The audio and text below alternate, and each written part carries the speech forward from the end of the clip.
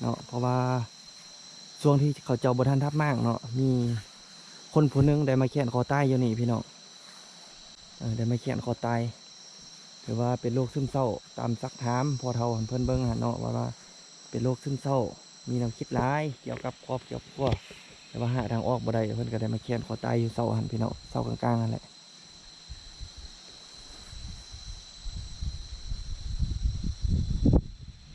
โอ้ยคนหนาวแตกพี่น้องเลยห่างกลางป่าเลยพี่น้องบ้านห่างกลางป่าใหญ่แต่ละทิศเนาะบอกว่าเป็นทิศตะเป็นตกหรือว่าทิศตะเป็นออกนี่สิมีภูเขาอ้อมรอบเลยสิเป็นบ้านบางบดพี่น้องเลยเป็นบ้านบางบด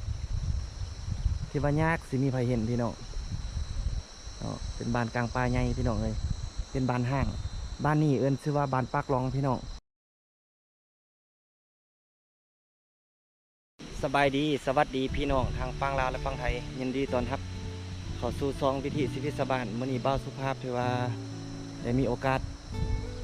มาเนาะเดินทางมาแล้วพอดีมาพ่อบ้านห้างบ้านเก่าพี่น้องเอ้ย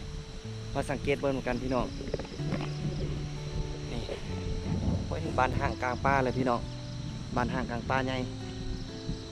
แต่ละทิศเนาะบอกว่าเป็นทิศตะเป็นตกหรือว่าทิศตะเป็นออกนี่สิมีภูเขาอ้อมรอบเลยสิเป็นบ้านบางบดพี่น้องเอ้ยเป็นบ้านบางบดที่ว่ายากสิมีไผเห็นพี่น้องเนาะเป็นบ้านกลางป่าใหญ่พี่น้องเอ้ยเป็นบ้านห้างบ้านนี้เอิ้นชื่อว่าบ้านปากหลองพี่น้องบ้านปากหลองเขาว่าบ้านปากหลองนี่เนาะตามถามพ่อใหญ่หรือว่าพ่อจ้องเพิ่นว่ามันสิมีห้วยเนาะมันสิมีห้วยอยู่ห้วยนึงคือสิไหลมาแต่สายผู้พุ่นเลยพี่น้องไหลมาแต่สายผู้พุ่นเลยเนาะมันสิเป็นปากห้วยหรือว่าหัวห้วยเอิ้นว่าเป็นห้วยร้องเนาะเป็นห้วยร้องเราเป็นที่มาของชื่อบ้านเอิ้นว่าบ้านปากหลองพี่น้องนี่ถือว่าเป็นบ้านห่างเบิดพี่น้องบ่มีพายุเลยพี่น้องเลยเบิ่งเฮือนแต่ละหลังเขาเจ้าสีทับสีทุกมดพี่น้อง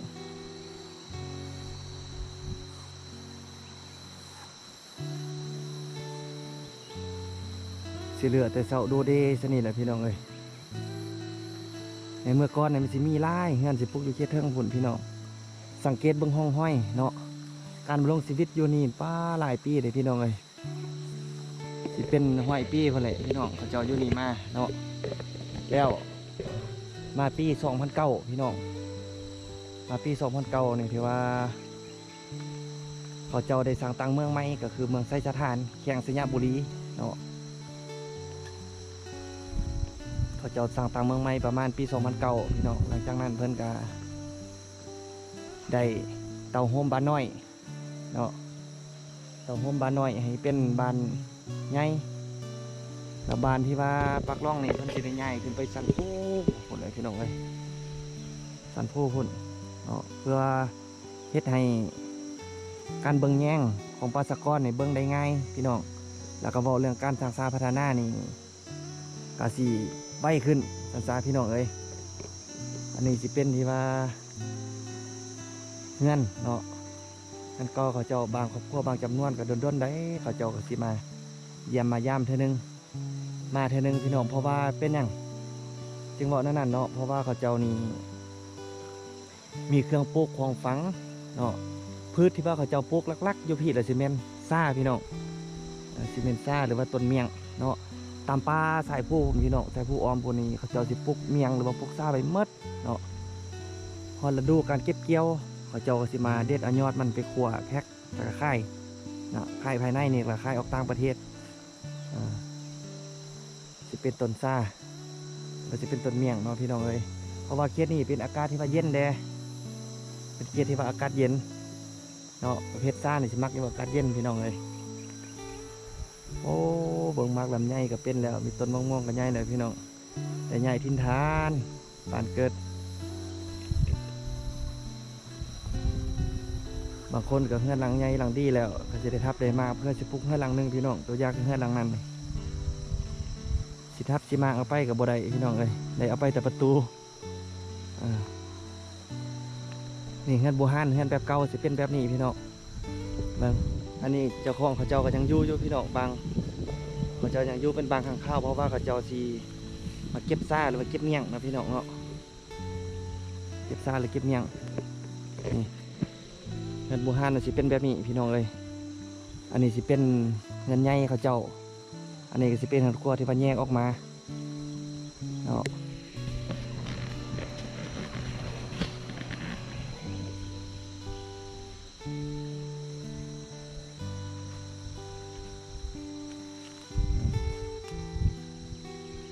เอาสภาพสิพาเลาะเบิ่งเลยพี่น้องเลยเอาสภาพพาเลาะเบิ่งมันจะมีอยู่2 โซนพี่น้องมีอยู่โซนนี้แล้วก็โซนภาคห้างเบื้องนั้นพี่น้องที่ว่าเป็นบ้านห้างเผาสุภาพสิผ้าเบิ้งห้อยโอ้เฮือนนี่สิเป็นเฮือนกอหมดเลยพี่น้องเลยเฮือนกอเป็นส่วนไล่แล้วจะได้ทุบได้มากพี่มดพี่น้องนี่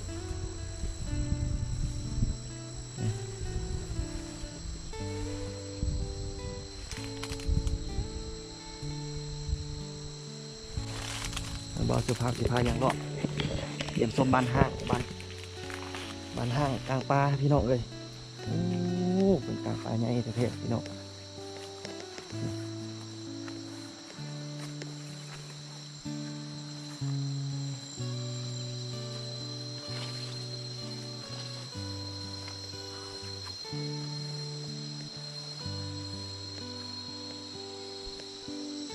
สิเป็นเฮือนกอเฮือนนั้นหมดแล้วพี่น้องเขาเจ้าได้มาทับแล้วก็สิอพยพไปเขตเทิงพุ่น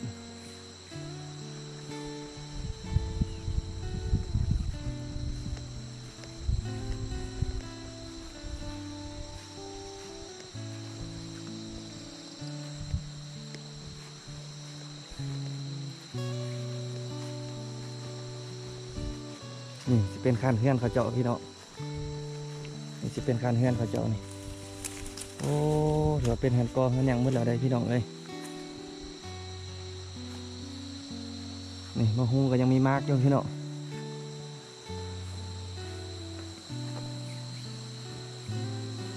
เป็นเสากระโดกกระเดเต็มบางครอบครัวที่มีเงื่อนไขพี่น้องมีเงื่อนไขที่ว่าสามารถทับมั่งเนาะเป็นไม้เป็นตอกที่ว่าเขาเจ้าสามารถเอาไป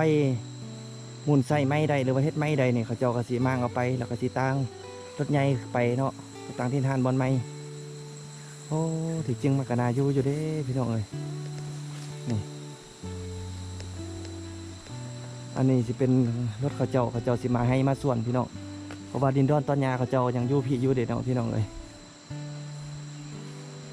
นี่โอ้เงินแต่ละหลังบ้านห่างกลางป่าใหญ่เบิ้งพี่น้องสังเกตเบิ้งแม่แต่ต้นไม้ใหญ่ๆเมื่อพี่น้องที่ว่าออมผู้นี่บ้านนี้จะเป็นบ้านบางบดกับว่าแม่นแหละพี่น้องเลยเพราะว่าอยู่กลางหุบเขาพี่น้องเลยกลางหุบเขาที่ว่าอยู่บนสูงแนมเบิ้งก็บ่เห็นนะพี่น้องเพราะว่ามีต้นไม้ใบหญ้าเนาะมีต้นไม้ใบหญ้าออมหมดโอ้บ่เบิ้งคนหนาวแตกเงียบๆพี่น้องเลยนี่แหละเป็นดินกอดินจีแล้ว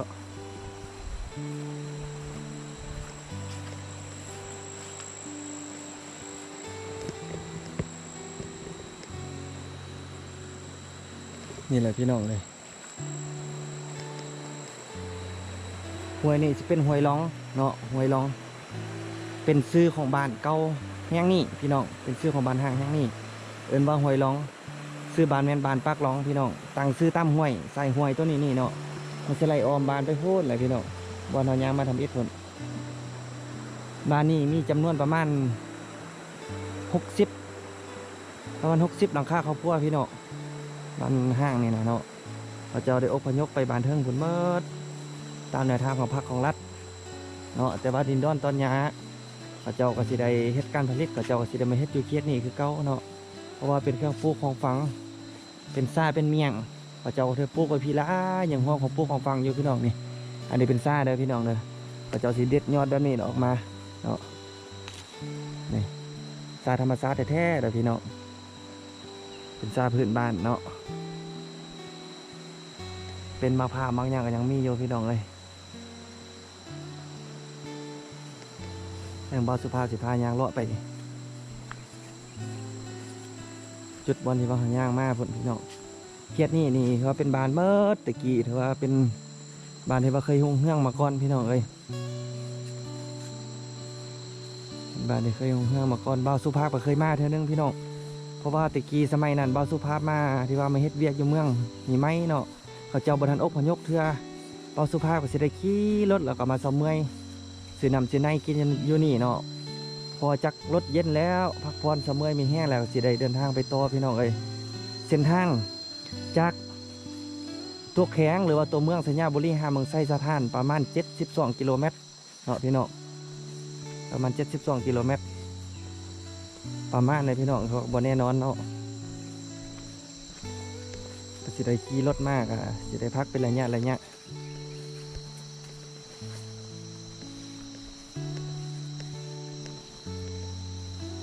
งื่อนหลังนี้พี่น้องเคยมีประวัติมาเนาะเพราะว่าช่วงที่เขาเจ้าบ่ทันทับมากเนาะมีคนผู้หนึงได้มาเขียนคอตายอยู่นี่พี่น้องได้มาเขียนคอตายหรือว่าเป็นโรคซึมเศร้าตามซักถามพอเท่าเพิ่นเบิ่งเนาะว่าเป็นโรคซึมเศร้ามีแนวคิดร้ายเกี่ยวกับครอบครัวแต่ว่าหาทางออกบ่ได้เพิ่นก็ได้มาเขียนคอตายอยู่เศร้าหันพี่น้องเศร้ากลางๆนั่นแหละ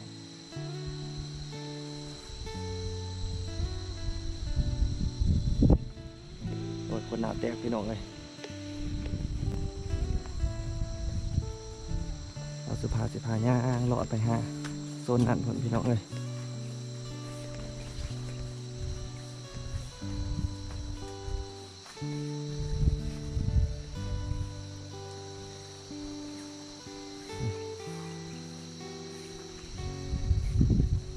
เบิ่งเป็นมะม่วงเป็นต้นกระทันเป็นกระถินพี่น้องเป็นมักมี่เนาะเป็นมักพร้าวมักเงี้ยวที่ว่าโอ้มีหมดแล้วพี่น้องเลยเสียดายเครื่องปลูกของฟังพี่น้องเลยมีฮอตมักต้อง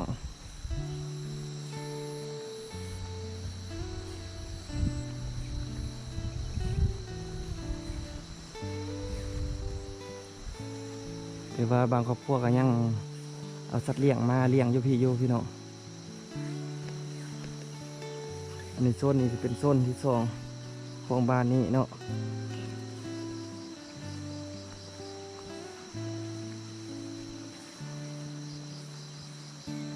นี่เป็นห้องห้อยเงินกองเงินยังเขาเจ้าได้ทับที่เมิดพี่น้องคือว่าด้นเติบหลายปีเติบแ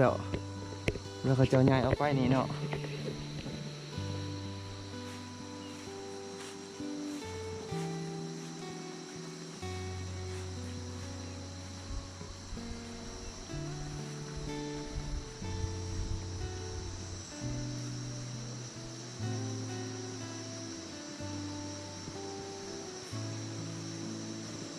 อันนี้ก็ถือว่าจะเป็นเงินเก่าเขาเจ้าพี่น้องเงินเก่าหลังนี้ถือว่าบ้านได้มากใช่ไหมเราจะพามาสำรวจเบื้องพี่น้อง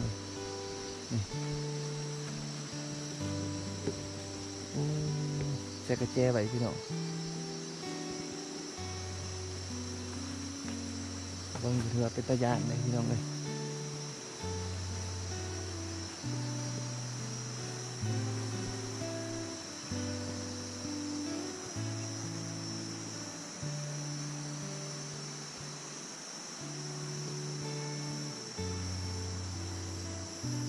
เหลือแต่เสาพี่น้องเอ้ยกำลังนี่มาแล้วบ้านสิเรียบใส่น้ำใส่ผู้ประจำพูดเลยพี่น้องเทิงพูดเลยแล้วเป็นบ้านใหญ่พอสมควรเลยพี่น้องเลยแต่ขยะเนี่ยคนจะเป็นเนาะพี่น้องเลยย้อนแนวทางของพรรคของรัฐกสิบมีอย่างไรนะพี่น้องเลยเฉพาะคลิปหมู่บ้านห้างกลางป่าใหญ่กับสิขอบลาพี่ด้านนอกไปเพียงสำนีพี่น้องฝากกดไลค์กดแชร์กดติดตามให้เบาสุภาพเด้อพี่น้องเพื่อให้เบาสุภาพมีกำลังใจเฮ็ดคลิปต่อไปพี่น้องเอ้ยคลิปนี้ขอลาพี่ด้านนอกไปเพียงสำนีคลิปนี้ขอกล่าวคำว่าสบายดี